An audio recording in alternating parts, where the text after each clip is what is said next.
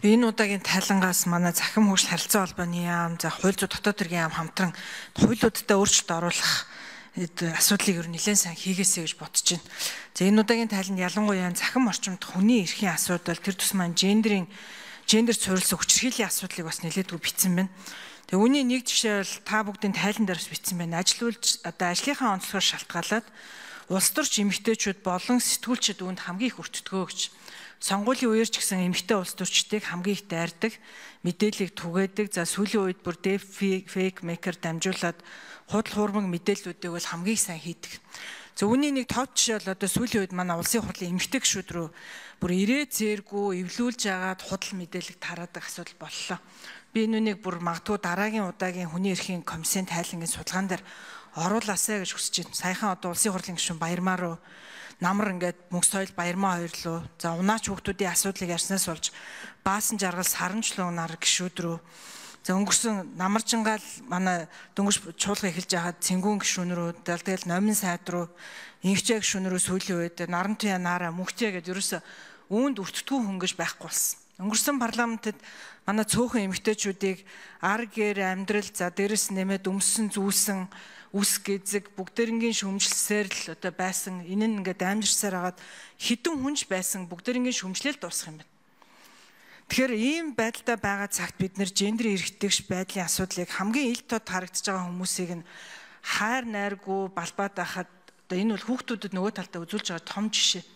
Хүүхдүүд бид нар яг энэ захим орчинд хүний эрхийн асуудал за ингээд үеийнгийн дээрлэлтийн асуудлыг ярихад урдаас ингэж хэлж ийлгүй. Та нар би энийг амар дээрлэх юм бэл шүү дээ. Хайр найргүй та нар муулт юм бэл шүү дээ. Томчууд та нар биенийхээ өдөөс харж байгаа л хэлэхгүй үгээр би энийг хэлдэм бэл шүү. Тэгээд та нар яхаараа бид нар дээр ирэхээр би энийг хайрлах хүндэтгдэг гэдэгтгийн. Та нар биднэрт энэ үлгэр жишээг тогтоож байгаа штэ гэдэг шиг ханддгийм байлээ. Тэгэхээр үүн дээр энэ юун төлөө холбогдох байнгын оронтой боллоо. Юун төлөө холбогдох яамтай боллоо. Энэ хууль эрх зүйн орчныг сайжруулах дээр өөрөө ирэхгүй ажиллах хэрэгтэй байна. Дараагийн асуудал нь саяхан хүний эрхийг одоо хамгаалахад багц хуулийг улсын хурлын засгийн газраас өргөн барьсан. За үүн дээр энэ гэр бүлийн хүчирхийлэлтэд тэмцэх тухай хуультай бид нар болоод гэр бүлийн хүчирхийлэлтэд нэлийн хатуугаар тэмцэхгүй л гэр бүлийн хүчирхийлэл бүр gaarlаа гэд оруулж ирсэн чинь одоо сэтгэл зүй санхүүгийн бол ер нь бусад хүчирхийлэлд үзүүлж байгаа одоо хуулийн зохицуултыг нь ер нь зөөлрүүлээд оруулаад ирчих. За нэг захиргааны аргаар тэгээ нэг зөрчлийн торгуулийн аргаар за ингэх юм бол хүн дуудахчгүй. Яг бол бөө юм болоод дуудаад ирээд нэг 300 мянган төгрөгөөр торгуулна гэж чинь тэр мөнгөний одоо бодвол нөгөө хүчирхийлэлд өртсөн хүн л олж ирэх бах.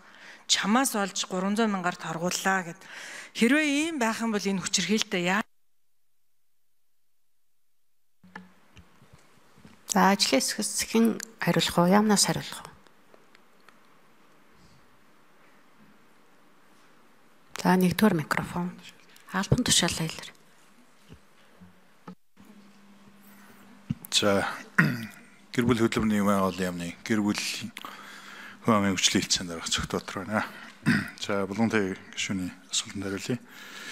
За тэгэхээр энэ саяын хүний эрхийн хуульд бол тодорхой зохицуултуудыг оруулсан ийм зохицуултууд орж байгаа. За энэ гендерийн тэгш бус байдлын талаар тодорхой арга хэмжээг авах одоо энэ цаг үеийн одоо зохицуулт хийх цаг үе болсон байна гэдэг нь бол энэ тоон судалгаанууд дээр бүгдээрэнд нь гарсан байгаа. За тэгэхээр өнөөдөр харамсалтай нь энэ хууль зүйн дотоод хэргийн яам болон цагдаа гэрэнтгийн газар гэмтэргээс урьдчилан сэргийлэх зүйлийн одоо энэ захим хөгжлийн яамных маань бас орж ирж бас хариулт өгсөн бол гэж бодож байна. За өмнө нь тэр хүүхдийн оролцооны чиглэлээр бас нэмээд хариулчих. Ган хөлөг гишүүний өчигдөр хүүхдийн төлөө үндэсний зөвлөл хуралдсан ерөнхий сайдын ахалдаг. Тэгээд хүүхдийн төлөө үндэсний зөвлөлөөс бол сурагчдын зөвлөл болон энэ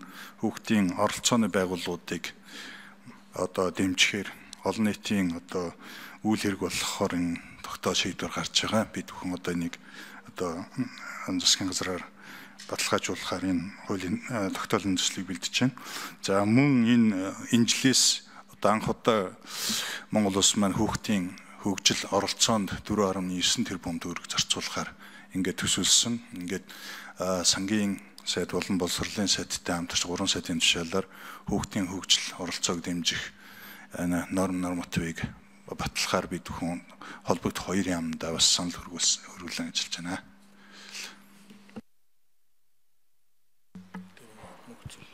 За мөхцөл гишүүн хариултна 4-р микрофон. Болгоомжийн гишүүн маш чухал асуудлыг бол хөндлөө.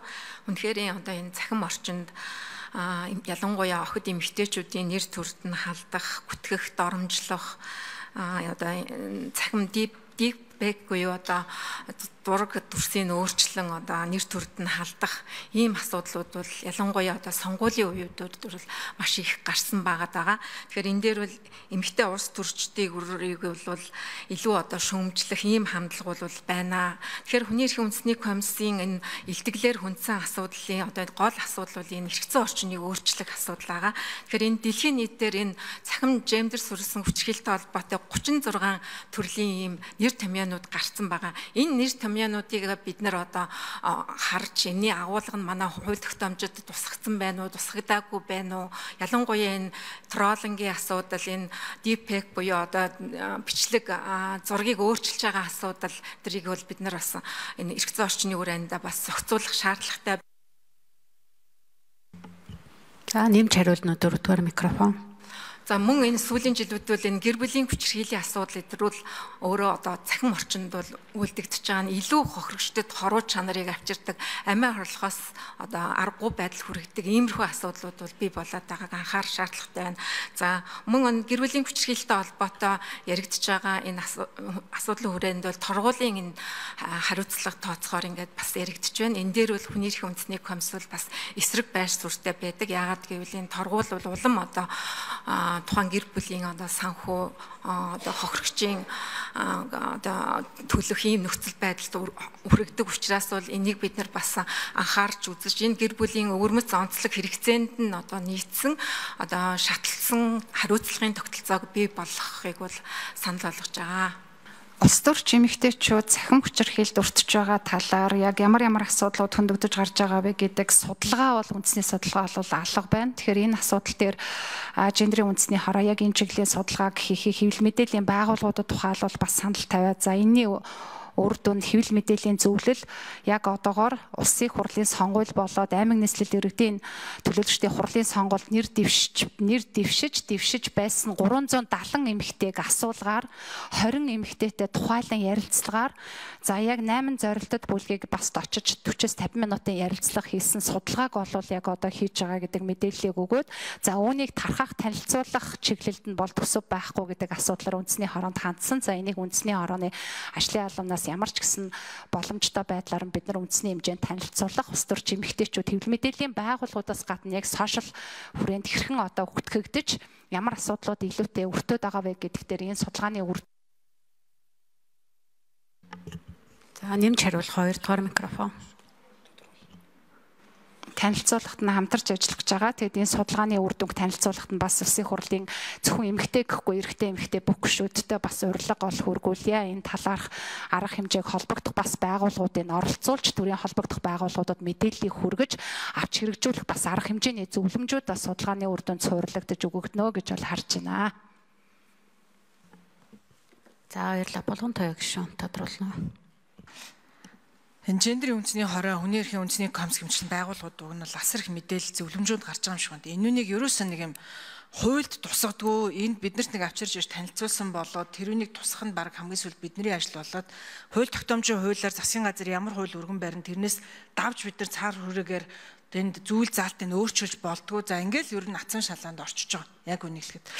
Тэр энэ бүгд төр бид нар нэг жоохон арай өөрөөр ажиллахгүй болохгүй байна. За одоо бид нар энэ гэрүүлийн хүчирхийлэлтийг тэмцэх энэ санкцыг яагаад бууруулсан бэ гэсэн чинь гэрүүлийн хүчирхийлэл хэтэрхий их байгаа болохоор гэж хэлж байгаа. Хамгийн гайхалтай нь гэрүүлийн хүчирхийлэл хэтэрхий их байгаа бол эсэргээрээ үнэ чинь хариуцлагын чангатгаж тэмцдэг юм уу? Яахаараа зөөлрүүлэхээр гэрүүлийн хүчирхийлэл буурна гэж үзээд байгааг би бол одоо хувь хүний хувьд ерөөсөө нэгдүгээрт ойлгохгүй байна. За үүн дээр манай та бүхэн юугаа зөвлөмжөө хөргүүлсэн үү хууль зүйн дотоод хэргийн яам руу энэ асуудлаар хүний эрхийн За 4-р микрофон. эцсийн Хүний эрхийн үндэсний комиссийн гишүүн инх болд гишүүн яг энэ ажлын хэсэгт нь ороод ажиллаж байгаа. Тэгээд бид нар бол өөрсдийн одоо тусгайлсан саналыг бол энд оруулж саналаа өгсөн байна.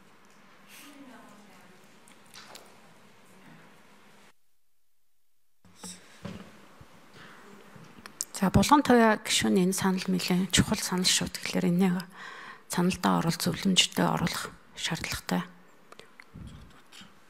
За нэгдүгээр микрофон зөвтөтөр дарга хариулна.